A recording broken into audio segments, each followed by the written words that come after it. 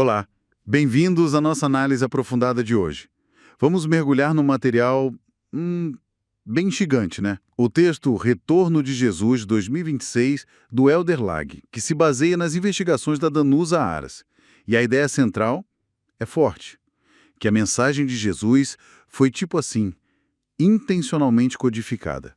Exatamente. A premissa é essa, que as parábolas, os milagres, não eram literais. Seriam símbolos, sabe?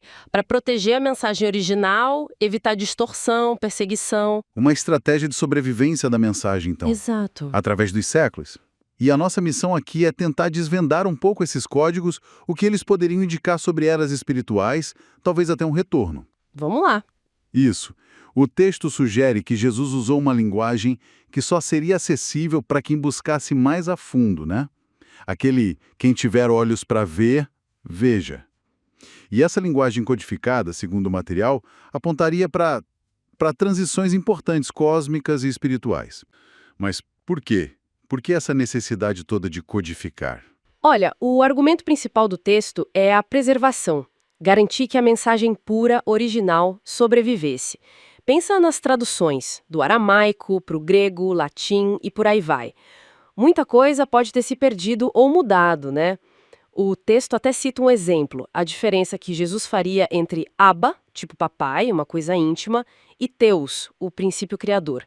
Diferente de termos como Elohim ou Javé do Antigo Testamento, que teriam outras cargas, outras conotações. Entendi. A própria linguagem como um desafio para manter a mensagem intacta. Faz sentido. E como esses códigos funcionariam na prática segundo essa leitura? O texto fala muito de eras espirituais, certo? Sim, esse é um ponto-chave. As eras espirituais. O texto as associa a fases de um plano divino e usa exemplos bíblicos para decodificar isso. A multiplicação dos pães é um caso bem marcante que o texto explora. Ah, a multiplicação. Como que ela entra nessa leitura de códigos? Bom, a primeira multiplicação, aquela dos 5 pães e 2 peixes, simbolizaria 5 eras espirituais que já teriam passado antes da era de peixes, que foi a era de Jesus. E a fome da multidão seria espiritual, uma busca por essa verdade, entende? Puxa, 5 pães, 5 eras. E a segunda multiplicação? Tinha mais pães, né? E isso, 7 pães, representaria o total de 7 eras desse ciclo divino, sendo a sétima a era de Aquário, que o texto associa a um segundo advento, a um despertar da verdadeira humanidade. Nossa, que interpretação. Isso realmente muda a perspectiva. E tem mais exemplos. O texto fala da samaritana também, né? Exato. O diálogo com a mulher samaritana no poço, os 5 maridos que ela teve, seriam códigos para 5 eras anteriores, vistas como ilegítimas, tipo assim, desalinhadas com o propósito maior da humanidade. 5 eras ilegítimas. E o sexto homem. Aquele que estava com ela, mas não era marido dela. Esse seria um símbolo da nossa era atual. Indicaria que a humanidade ainda não está na sua era verdadeira. Estaríamos presos numa ilusão, que o texto chama de Matrix. Ainda não chegamos na sétima era, a de Aquário. Então, essa ideia de Matrix é bem central na análise. Uma realidade ilusória. É o que o texto propõe. Que a consciência humana teria se prendido demais à matéria, ao tempo linear que eles associam a Cronos, esquecendo a natureza espiritual eterna. Essa queda teria começado lá atrás, talvez na Era de Leão, ligada à Atlântida, segundo a interpretação do material. Caramba! E como a gente sairia dessa Matrix? O texto dá alguma pista? Fala de sinais, talvez? Fala, sim. A transição para a sétima era, para Aquário, envolveria a destruição da Matrix. E aí entram outros símbolos. Os 3 dias de escuridão, o sinal de Jonas, não seriam eventos literais, mas símbolos dessa passagem. Uma espécie de morte e renascimento espiritual coletivo, talvez. Ou eventos bem disruptivos mesmo. Entendi. Morte e ressurreição simbólica. Uau! E tudo isso, essa decodificação toda, levaria à ideia de um retorno de Jesus, talvez em 2026? Olha, é muito importante notar que o texto coloca 2026 como uma possibilidade, tá? É uma data que surge dessa interpretação dos símbolos. O autor alinha isso com outras profecias também, como a de São Malaquias, sobre os papas, que indicaria o fim de um ciclo para a Igreja Católica como a conhecemos, sugerindo uma grande transformação sistêmica, abrindo espaço para essa nova era. Então o retorno não seria necessariamente físico? Pelo que o texto apresenta, é mais um despertar coletivo.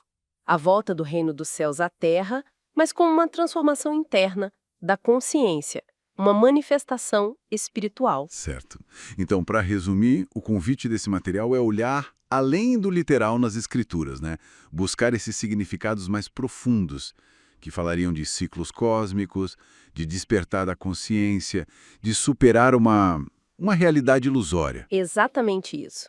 Conecta a mensagem de Jesus a um plano bem maior de evolução da consciência humana, onde esse retorno é essa transformação interna e coletiva, marcada por esses sinais e pelo cumprimento de profecias interpretadas simbolicamente. Fica então a reflexão, né? Se mensagens tão antigas foram, segundo essa visão, codificadas com tanta complexidade, que outros códigos ou significados podem estar escondidos nas narrativas e eventos do nosso tempo, esperando para serem decifrados? E os sinais que, segundo essa leitura, apontariam para uma grande transição espiritual, talvez ali por 2026. Vamos lá desvendar isso. A primeira coisa que o material levanta é: por que códigos? Para proteger a mensagem, é isso? Exato. A ideia é que, com perseguição, interpretação errada ao longo dos séculos, os códigos seriam uma garantia, né, para a mensagem original sobreviver. O próprio Jesus teria dito: quem tem olhos para ver, veja, sugerindo que tinha mais coisa ali, camadas mais profundas.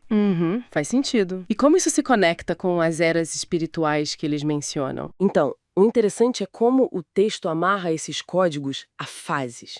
Fases de um plano divino maior.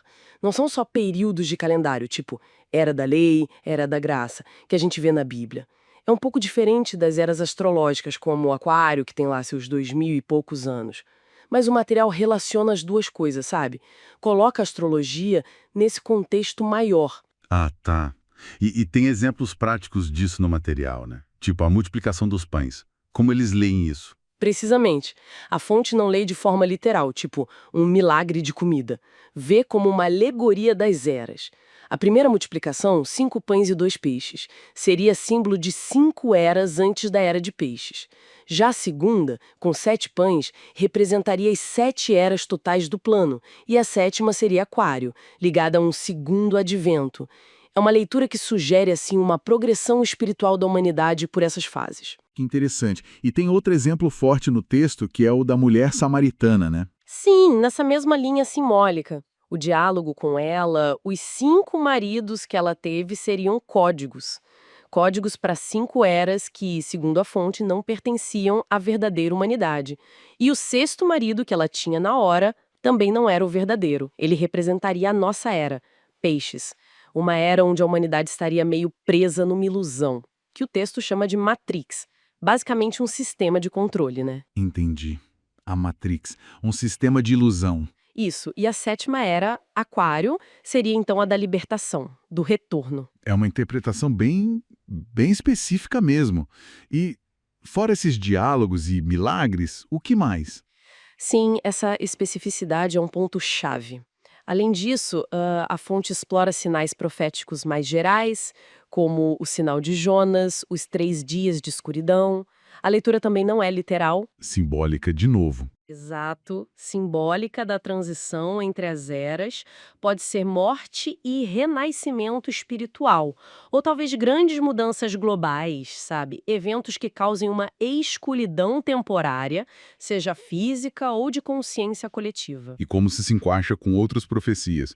O material fala de São Malaquias, né? Correto. Eles citam a profecia dos papas lá do século XII. A ideia é que depois do Papa Francisco viria um último papa, Pedro Romano, e ele marcaria o fim da Igreja Católica como a gente conhece. No contexto do material, isso é visto como parte do fim da Matrix, desse sistema ilusório. O Apocalipse, nesse sentido, não seria destruição total, mas revelação. O fim desse sistema para restaurar o tal reino dos céus. E tem uma questão sobre a linguagem também, né? a língua que Jesus falava. Sim, esse é um ponto crucial que eles levantam. A possibilidade de problemas nas traduções da Bíblia, do aramaico original para o grego, depois outras línguas. O texto afirma que Jesus usava termos específicos como Abba, que é tipo papai, e Theos, um princípio criador cósmico, que seriam diferentes de termos do Antigo Testamento, como Elohim. Elohim. E a fonte associa Elohim, por ser plural, a um grupo de entidades enganadoras. Isso é central para a tese deles, da Matrix, dessa realidade ilusória mantida por essas forças. Então, para resumir a visão da fonte, as histórias de Jesus seriam um grande código sobre eras espirituais, um plano cósmico, apontando para uma transição agora, para a Era de Aquário, marcada pelo retorno de Jesus e o fim da Matrix, com 2026 sendo talvez um ano importante nisso. Exato. E é bom notar que, para essa interpretação, o retorno não é tanto um evento físico, é mais uma mudança profunda de consciência, coletiva. Um reencontro com a espiritualidade mais autêntica, superando limitações como a nossa percepção do tempo linear que eles associam a Cronos. Cronos, o deus do tempo que aprisiona. Isso, a figura mitológica que teria criado o tempo para prender a consciência. Olha, fica a reflexão, né? Inspirada por essa abordagem do material. Se a gente aceita essa premissa de que mensagens importantes podem estar codificadas em textos antigos usando símbolos, eras, que outras histórias, outras escrituras talvez revelassem coisas novas se a gente olhasse por esse ângulo.